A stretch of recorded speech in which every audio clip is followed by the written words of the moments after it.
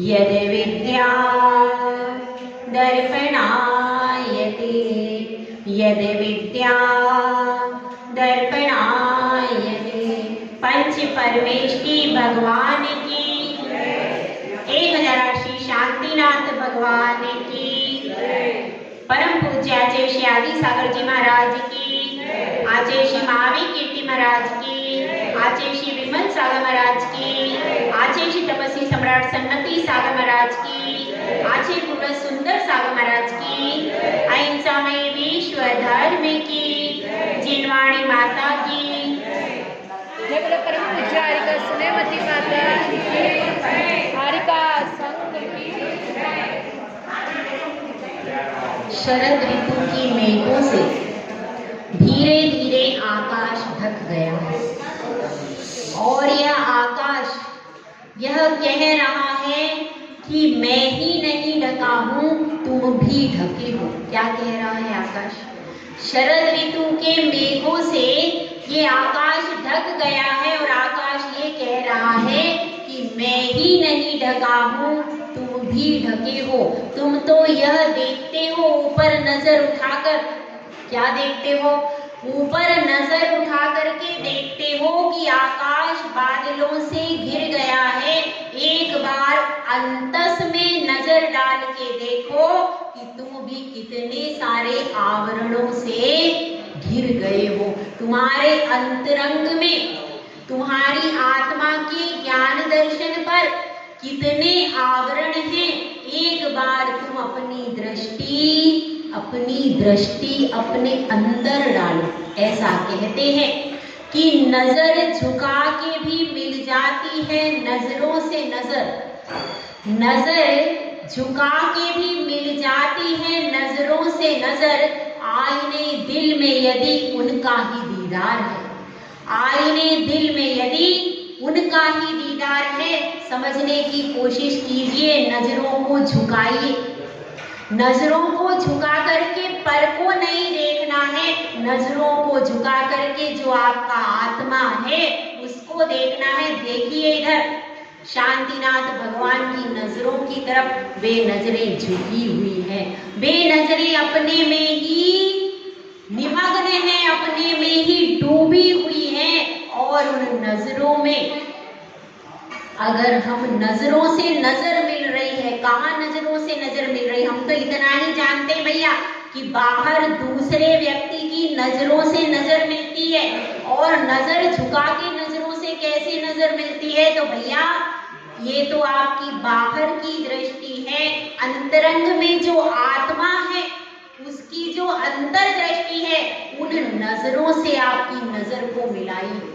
उन नजरों से यदि आप एक बार अपनी नजर से नजर मिला लेंगे, अंतरंग में जो आत्मा बैठी है उसकी नजरों से आप नजर मिला देंगे, और ये जो चक्षु हैं आत्मा के ज्ञान और दर्शन के, इन चक्षुओं से एक बार आपने नजर मिला ली, एक बार आपके अंतर चक्षु खुल गए, तो फिर आपके जीवन में सम्यक ज्ञान और केवल ज्ञान प्रकट होते देर नहीं लगेगी। इसलिए कहते हैं कि आईने दिल में तो उनका ही दीदार है। आईना दिल है, उसमें आत्मा है, और आत्मा में जो दीदार है वो प्रभु का, परमात्मा का दीदार हो रहा है उस आत्मा में, और वही वास्तविक दर्शन है, वही हमारा केवल दर्शन तक पहुंचने की आधारशिला बनता है।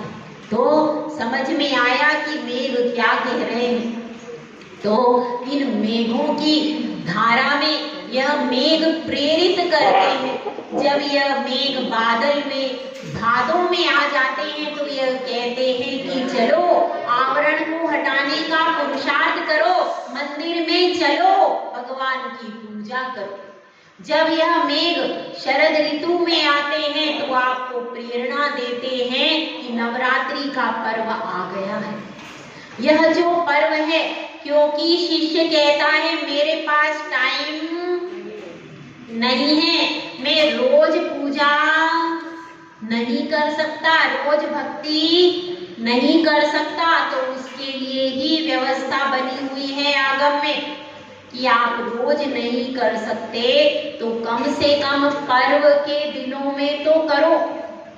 पर्व के दिन कल आपको बताया था ना, पर्व के दिन कौन कौन से हैं, उनमें नवरात्रि भी पर्व में आता है और भरत चक्रवर्ती ने इस समय पर आराधना की थी और यह शाश्वत पर्व है, क्योंकि हमेशा ही क्वार के शुक्ल पक्ष में हमेशा यह पर्व आता है, कोई टेम्परेरी नहीं है, हमेशा यह पर्व आता है जिस समय पर जो भी देवी देवता हैं वो भी विशेष आराधनाओं को करते हैं, लेकिन वो केवल वीतरागी देवादिदेव की ही आराधना को करते हैं। हमारे पास जो हमको ऑप्शन खुला है, तो सबसे पहले तो देवादिदेव के चरणों में नमोस्तु करो, भक्ति भाव से जाप करो, ध्यान करो, अनुष्ठान करो, और उसके बाद जो इनके चरणों के सेवक हैं ऐसे यक्ष यक्षिणी का भी आप सम्मान करो, निषेध नहीं है, लेकिन यथा योग्य सम्मान करना, जो जैसा है उसका वैसा ही सम्मान किया जाता है। आप अपने घर में मामेरा आदि करते हो, यहाँ पर क्या बोलते हैं उसको, मामेरा ही बोलते हैं, मामेरा आदि करते हो, ठीक है। तो मामेरा में क्या करते हैं, जो जिस पद के योग्य है, जो जितना गहरा संबंधी है, घनिष्ठ संबंधी है, उसको गिफ्ट उतनी ही जोरदार देते हैं। बिल्कुल ध्यान रखा जाता है कौन कैसा है, ये सासू के लिए तो अलग गिफ्ट, मामा उसके बच्चों के लिए अलग, सबकी क्वालिटी कितने अच्छे से आप निर्धारण करते हो कि नहीं करते हो। उसी प्रकार से वस्तु की क्वालिटी भी उनके योग्य करना और भावों की क्वालिटी भी योग्य करना भी है। भावों की क्वालिटी जो भगवान के लिए है वो क्वालिटी अलग होगी, और देवियों के यक्ष यक्षिणी के सम्मान की क्वालिटी अलग होगी। वे भी आपकी तरह संसारी जीव हैं। कौन? यक्ष यक्षिणी। कौन है अभी? यक्ष यक्षिणी कहाँ रहते हैं, थोड़ा सा अपन समझने का प्रयास करेंगे। ये यक्ष यक्षिणी कहाँ रहते हैं, तो 3 लोक है। उन 3 लोकों में नीचे की ओर आइए, अपन कहाँ पर हैं, मध्य लोक में। मध्य लोक में भरत क्षेत्र में आर्यखंड में अपन है, जम्बूद्वीप में आर्यखंड अपन है। और अब इस मध्य लोक के थोड़ा सा नीचे आइए, अपन कौन सी पृथ्वी पर है भैया, चित्रा पृथ्वी पर। चित्रा पृथ्वी के नीचे आइए तो नरक की पहली भूमि प्रारंभ होती है, जिसका नाम है रत्न प्रभा भूमि। उस रत्न प्रभा भूमि में 3 भाग है। जैसे 3 मंजिल होते ना, अपना भी जो भवन होता है, महल होता है, उसमें 3 मंजिल होते कि नहीं, तो रोसी जैसे मल्टी बनती है तो 3 मंजिल का, तो यहाँ पर भी 3 मंजिल है रत्न प्रभा में।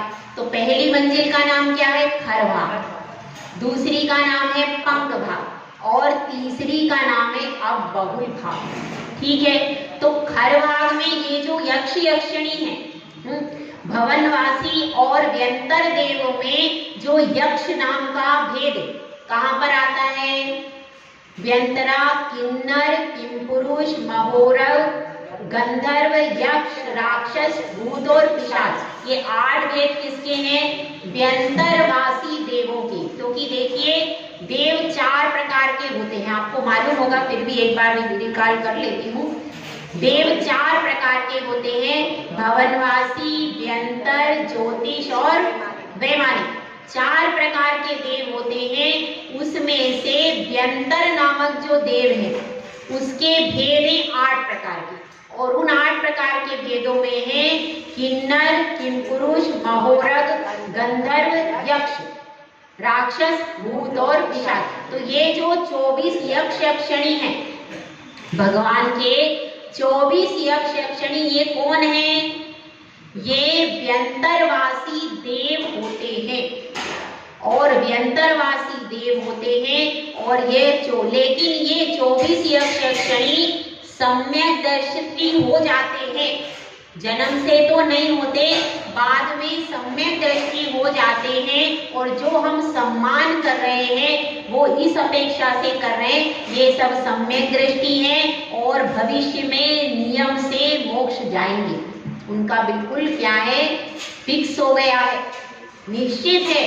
क्योंकि जिसने जिसने भी सम्यक दर्शन प्राप्त कर लिया, जो जिनेंद्र भगवान के चरणों में श्रद्धा भक्ति से झुका हुआ है, उसका मोक्ष मार्ग प्रशस्त होता ही है। तो इसलिए ये 24 यक्ष यक्षिणी हैं, और ये कहाँ पर रहते हैं, तो बताया आपको खर भाग, पहली मंजिल, ठीक है ना, पहली दूसरी तीसरी मंजिल हो गई। पहले भाग में कौन रहता है, पहले भाग में भवनवासी और व्यंतर में यक्ष तक रहते हैं। राक्षस आदि कहाँ रहते हैं, पंख भाग में, और भवनवासी का असुर कुमार जाति जो है वह भी पंख भाग में रहती है, राक्षस और असुर कुमार।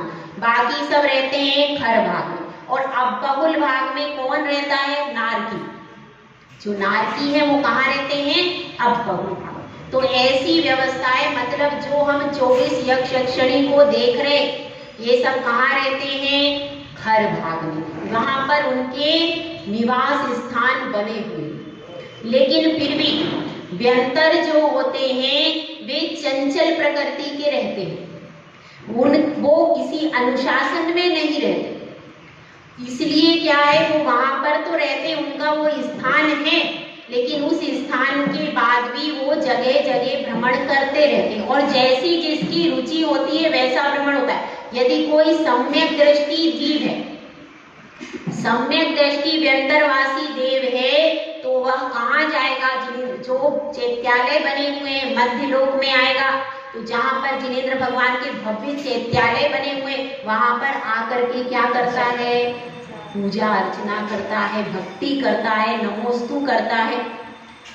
तो कहाँ पर आएगा। लेकिन जो मिथ्या दृष्टि देव हैं वो कहीं भी जा सकते हैं। तो अपन सबसे पहले सम्यक दृष्टि देव जो होता है, यक्ष यक्षिणी, इनका मुख्य कार्य क्या होता है, इस पर विचार करते हैं।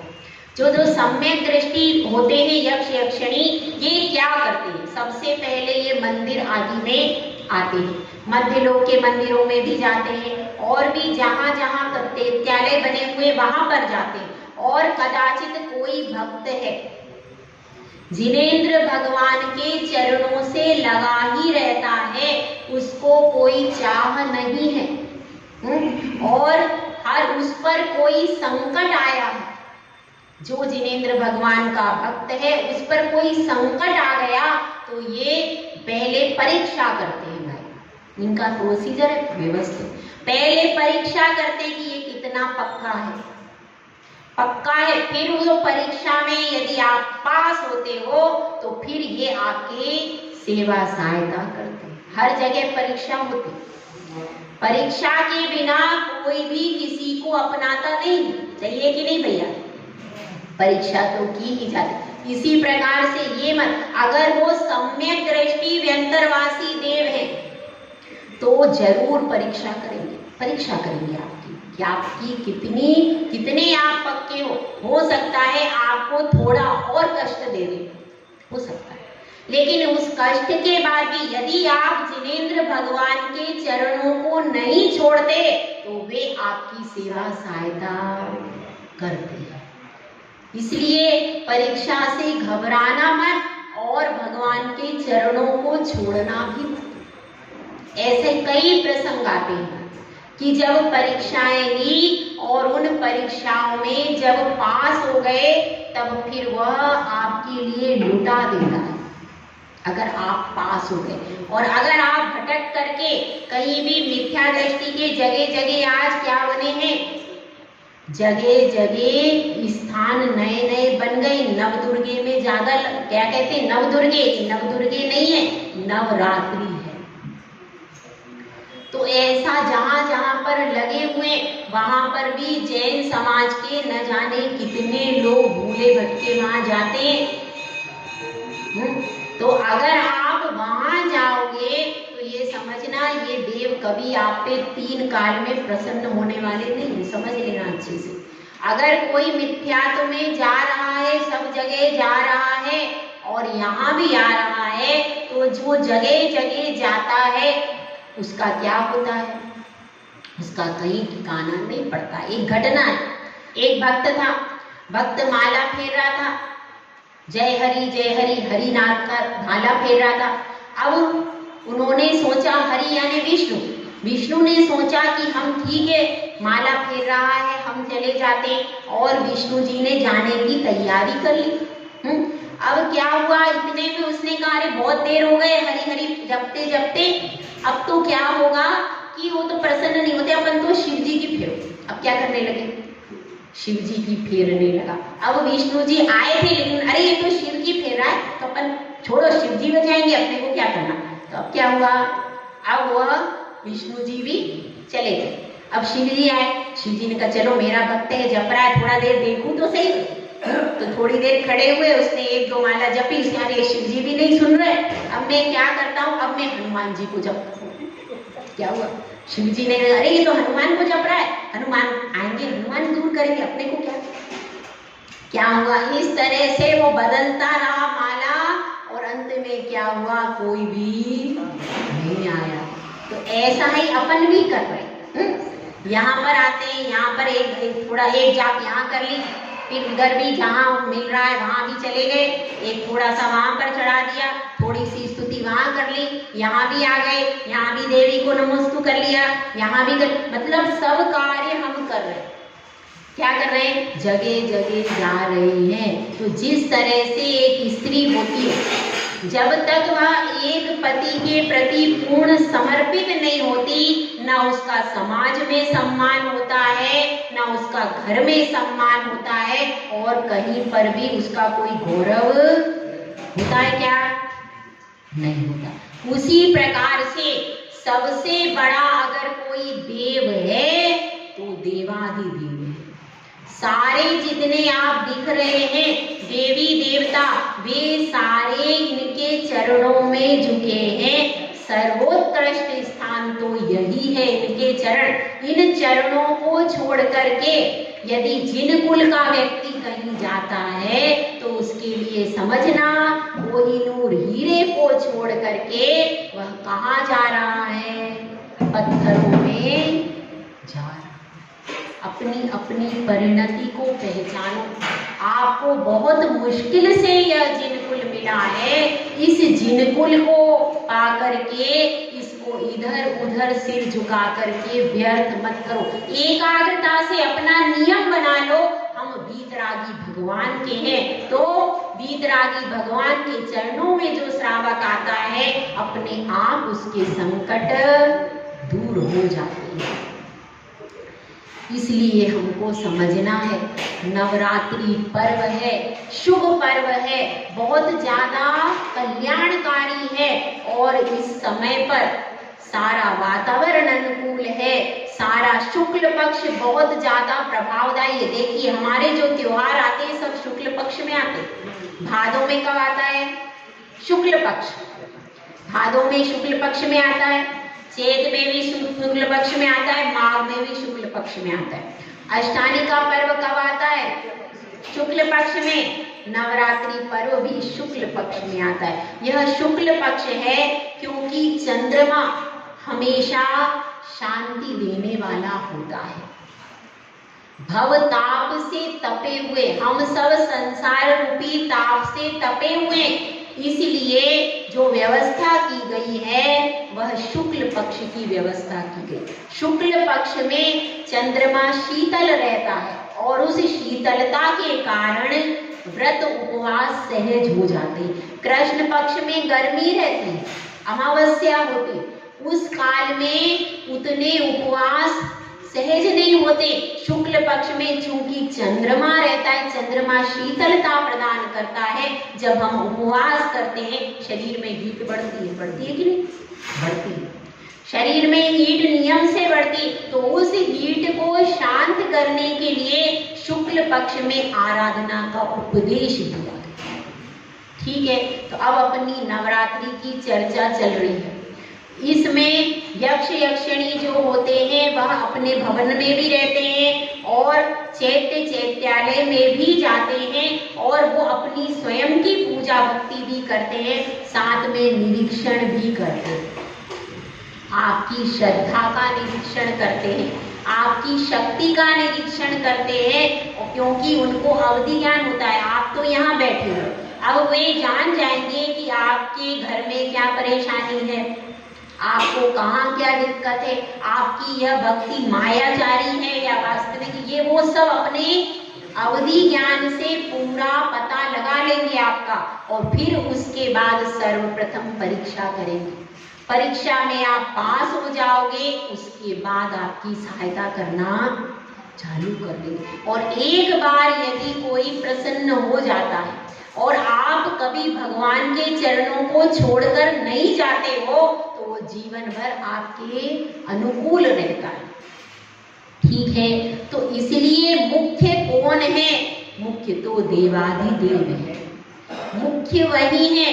उनके चरणों से ही हमें आराधना प्रारंभ करनी है और आराधना को प्रारंभ करके धीरे धीरे आगे बढ़ना है। अब इस नवरात्रि पर्व में क्या क्या करना चाहिए, इस विषय को अपन समझते हैं। यह नवरात्रि पर्व है, सबसे पहले यहाँ इसमें जाप्य अनुष्ठान किए जाते हैं।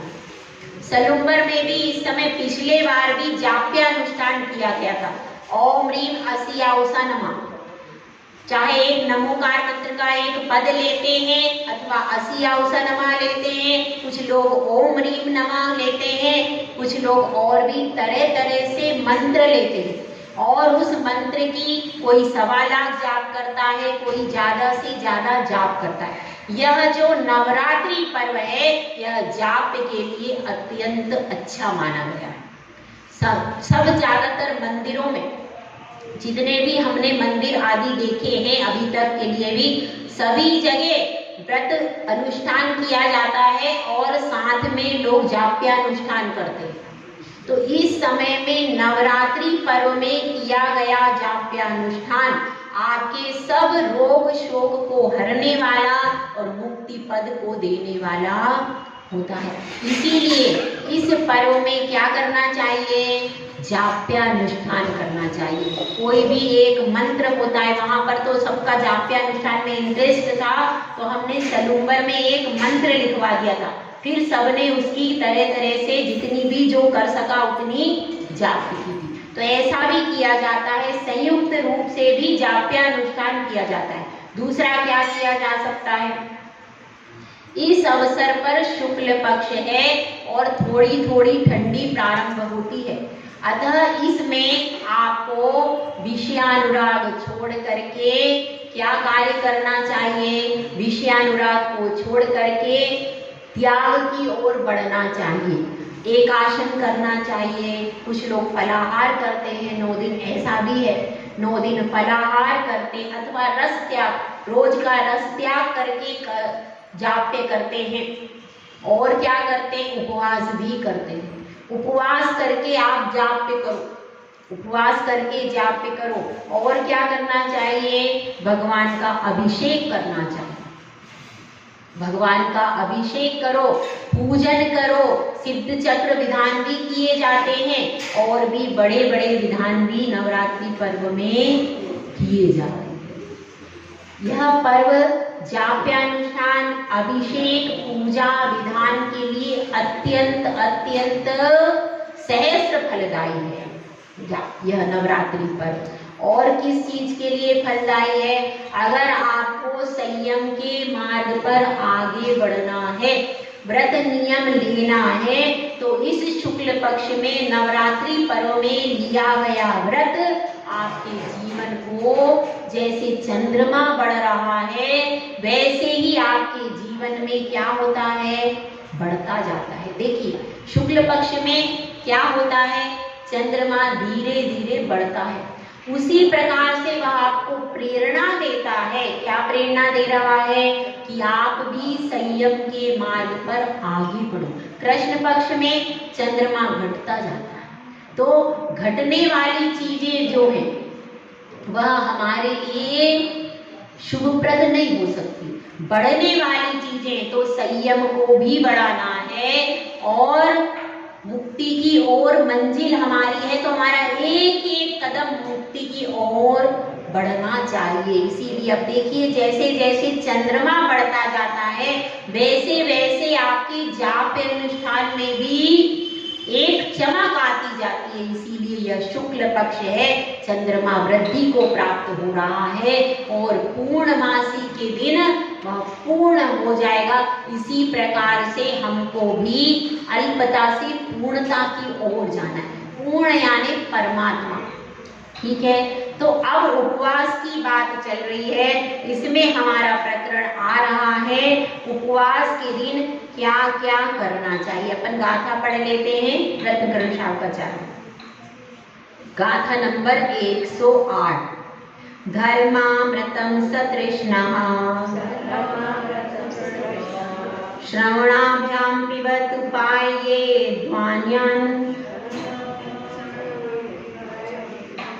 ध्यान ध्यान परो वा वसंतंत्रालुः। जब हम उपवास करते हैं तो क्या कार्य करते हैं? धर्मामृतं सतृष्णः। उस दिन भूख लगती है, प्यास लगती है ना, तो क्या पीना चाहिए? धर्म रूपी अमृत को पियो। तो कैसे पिए? मुख से तो हमारा अंदर डालने का त्याग है, तो आपके दो कान हैं, हाँ, दो कानों से श्रवणाभ्याम पिबन्तु। श्रवण आप दोनों कानों से क्या पीना चाहिए उपवास के दिन? धर्म रूपी अमृत को दोनों कानों से पियो। और क्या करो? ज्ञान ध्यान परोवा। ज्ञान और ध्यान में लीन रहो। और भवतुपवसन तंद्रालु। कैसे बन जाओ? आतंद्रालु। आतंद्रालु मतलब जिसको आलस्य नहीं है, किसी भी प्रकार से जिसको आलस्य नहीं है, निद्रा को जीत लिया है जिसने, मतलब ऐसा नहीं है। इसमें यह कह रहे हैं कि ऐसा नहीं है कि उपवास आ जाए, आप दिन भर सो करके पूरा समय व्यतीत कर दो। जिस दिन उपवास हो उस दिन में बिल्कुल सोना नहीं चाहिए। दिन में तो सोना ही नहीं चाहिए। रात्रि में, फिर भी रात्रि में भी कोशिश ये करना चाहिए कि थोड़ा बहुत अपन जाप्य अनुष्ठान करें। ज़्यादातर लोग इसमें नवरात्रि में 12 बजे तक अनुष्ठान करते हैं, 12 बजे तक जाप्य करते हैं, उसके बाद शयन करते हैं। हमारे आचार्य श्री हैं, वहाँ पर भी रात्रि में जाप्य अनुष्ठान करते हैं और जाप्य अनुष्ठान करने के बाद बहुत थोड़ी अल्प निद्रा लेते हैं। बहुत सारे लोग धोती दुपट्टे में बैठकर, शुद्ध वस्त्र में जाप्य अनुष्ठान होता है, शुद्ध वस्त्र में सोले के वस्त्र पहन करके आचार्य श्री के साथ में बैठते, और जिसमें पुरुष बैठते हैं, सारे पुरुष वहाँ पर बैठ करके, और फिर आचार्य श्री भी रात्रि में बहुत सारी जाप्य करते हैं और वो लोग भी उनके साथ में बैठ करके वो सोचते हैं कि आचार्य परमेष्ठी के साथ में जाप्य करने का अवसर कहाँ मिलेगा। तो वे रात्रि भर उसमें क्या करते हैं? जाप्य करते हैं और उस जाप्य से अपने जीवन में मुक्ति को सिद्ध करने का प्रयास करते। तो ये सब कार्य है। तो अब इसमें यही बताया गया है कि वह कैसा होना चाहिए। 24 घंटे अपना प्रयास चलना चाहिए कि कानों से कान रूपी घट, एक तो वह घट होता है, उस घट से अपन क्या करते हैं? जल को ग्रहण करते हैं। ये कान भी कैसे हैं? आपके लिए अमृत देने वाले। एक तो मुख है, एक मुख है, एक नेत्र है, और 2 नेत्र हैं और 2 कान, 3 चीजें हैं। मुख से क्या होता है? मुख तो आपका बंद ही हो जाता है, क्योंकि उपवास कर लेते हैं और जब मंदिर में आते हैं तो अपन चारों प्रकार के पानी का त्याग कर देते हैं। तो मुख आपका पूरा बंद है, आंखें खुली, तो आंखों से देखना है और कानों से सुनना है। ये 2 चीजें हैं।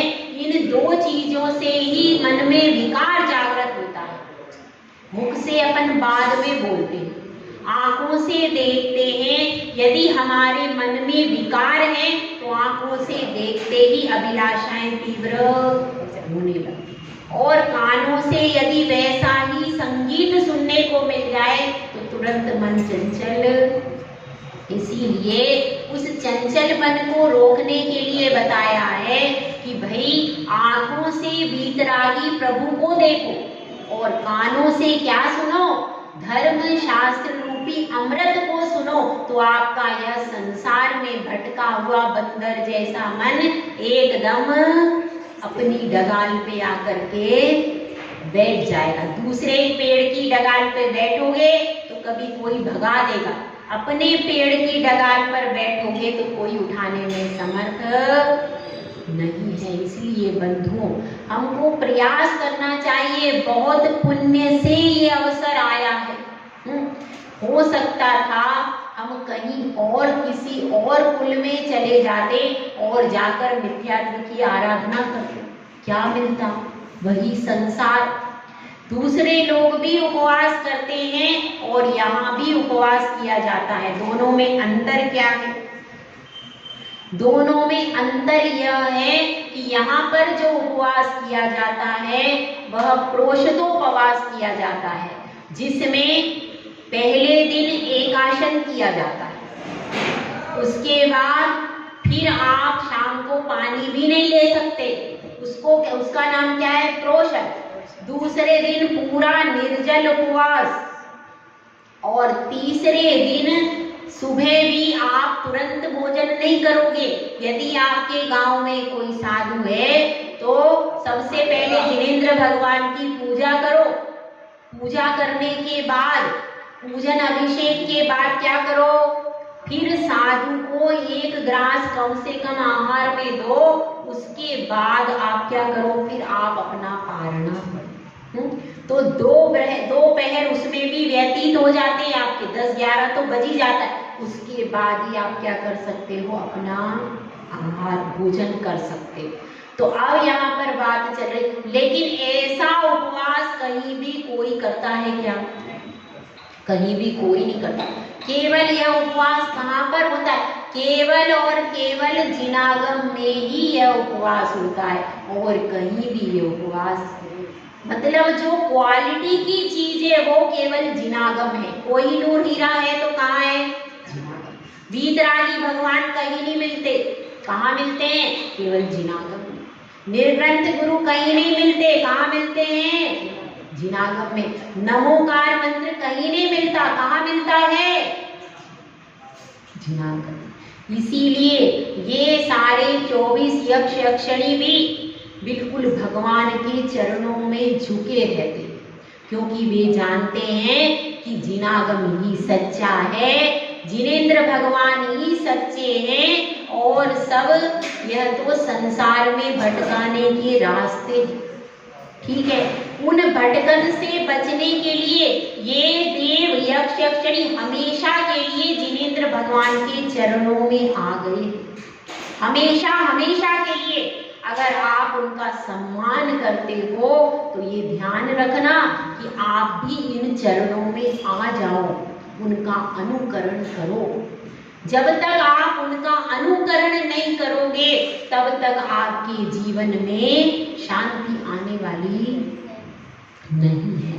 देवी देवता जो होते हैं एकमात्र वीतरागी की ही उपासना करते हैं और किसी की भी उपासना नहीं करते। वह जैसे ही जन्म लेते हैं उनका जो स्थान है वहां पर जैसे जन्म होता है, जन्म होते साथ ही उनके पास उनके जो अधीनस्थ देवी देवता हैं वे तुरंत आ जाते हैं और उनको कहते हैं कि हे स्वामी देखिए आपका यहाँ पर जन्म हो गया है, अब आप स्नान करके क्या कर लीजिए, भगवान की पूजा कीजिए। उसके बाद वे भगवान की पूजा करते हैं, अभिषेक करते हैं। ये व्यवस्था है। तो तुरंत वे जन्म लेते, क्योंकि उनके यहाँ सूतक पातक नहीं होता। आप कहोगे भैया सूतक नहीं लग गया, वो सिर्फ यहाँ लगता है वहां पर, क्योंकि वे स्वाभाविक रूप से उत्पन्न होते हैं, किसी माता के गर्भ से उत्पन्न नहीं होते। आपके यहाँ जो व्यवस्था है वह क्यों है? क्योंकि आप किसी और के निमित्त से उत्पन्न हो रहे, वो तो सहज ही अपनी जो उपवास शैया है उस पर सहज ही उत्पन्न हो जाते हैं। इसलिए वहां पर देवी देव में कभी भी सूतक पातक नहीं लगता। महापुरुषों के यहाँ भी सूतक पातक नहीं लगता। क्योंकि कल कोई प्रश्न करे कि भाई भरत चक्रवर्ती के यहाँ पुत्र की उत्पत्ति हो गई और केवल ज्ञान की उत्पत्ति भी हो गई, तो वो केवल ज्ञान की पूजा करने गए, उनको सूतक लग गया। कैसे गए समोसरण में? सही है कि नहीं बेचारी? हैं? कैसे चले गए? तो महापुरुषों को सूतक पातक नहीं लगता है, वे महापुरुष हैं, वे शुद्ध होते हैं। बाकी ये तो सामान्य पुरुषों के लिए है, क्योंकि उनके भाव बहुत विशुद्ध होते हैं। अपने भाव में ये परिणति, मोह की परिणति सामान्य पुरुषों में ज्यादा होती है।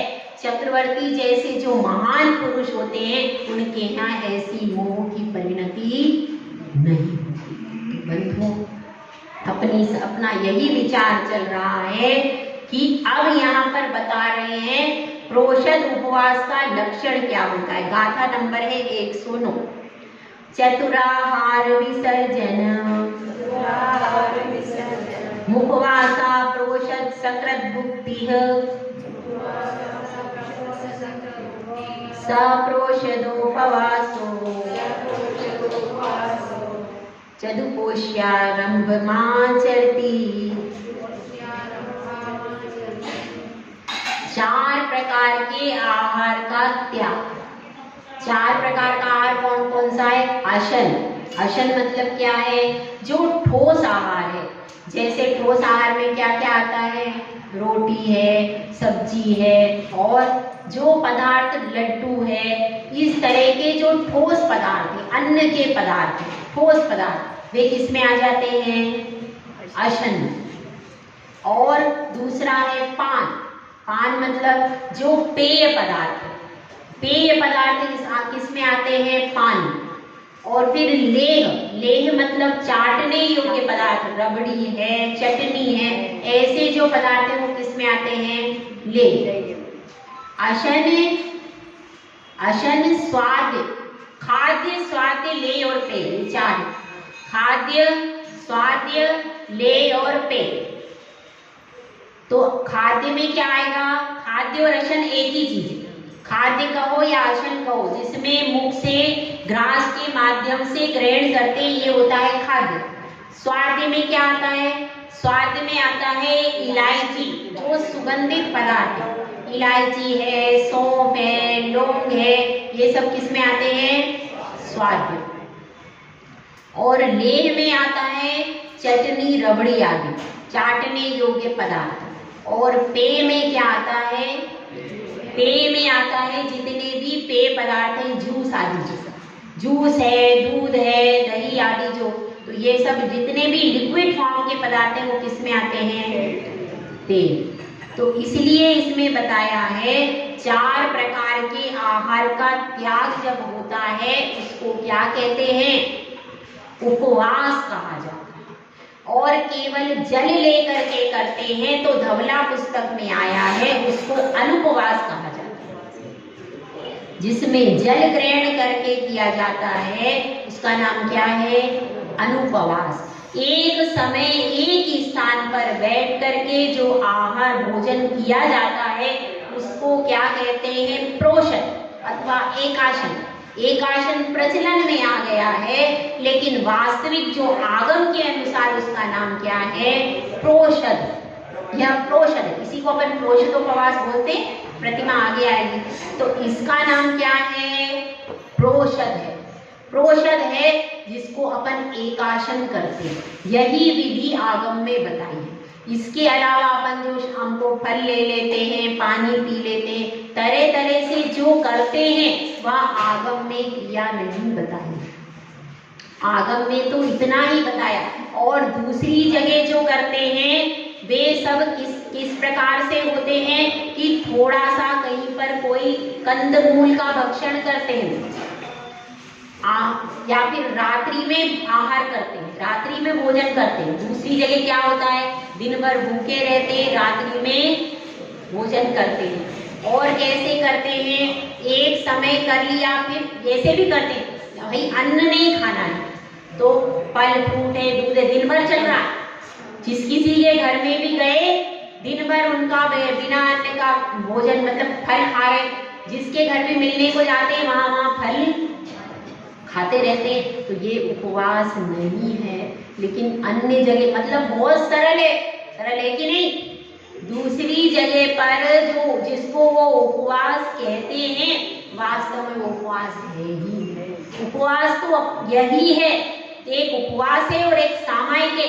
दो चीजें आपको आत्मा के निकट आती हैं। परिभाषा क्या है, उपवास, उप यानी निकट, वास यानी रहना। किसके निकट रहना, अपनी आत्मा के निकट रहते हैं तो उपवास होता है। दूसरों को दिखावे के लिए उपवास। तो इसमें यह ध्यान रखना कि हमारे लिए यह पर्व आया है, इस पर्व में अपनी प्रवृत्ति को पवित्र रखना है। क्योंकि पा से पर्व होता है, पा से पवित्र होता है। पर्व मतलब क्या, जिसमें हम अपनी प्रवृत्तियों को पवित्र रखने का कार्य करते हैं। चाहे वह कार्य आपका सामायिक के माध्यम से हो, चाहे वह कार्य उपवास के माध्यम से हो, चाहे वह कार्य विधान के माध्यम से हो, जैसे जैसे पवित्र बनाने का प्रयास करते हैं। क्योंकि पवित्र का अर्थ है जो पुण्य की वर्गणाएं जिसमें सक्रिय होती हैं। क्योंकि अभी आप श्रावक हो, आपको अशुभ से निवृत्ति होने का पुरुषार्थ करना है, शुभ में प्रवृत्ति करने का पुरुषार्थ करते हैं। इसी को आपके लिए सम्यक्ताचरण चारित्र की संज्ञा अष्टपाउण में आचार्य कुंद देव ने दी है। तो अपने मन से मिथ्यात्व रूपी मल को हटाकर पहले अपने आप को सम्यक दर्शन से पवित्र करो, और सम्यक दर्शन से पवित्र करते हुए जाप्यानुष्ठान, उपवास आदि से अपनी आत्मा को पवित्र करने का हम सब निरंतर पुरुषार्थ करें। जय बोलो आचार्य सुंदर सागर महाराज की जय।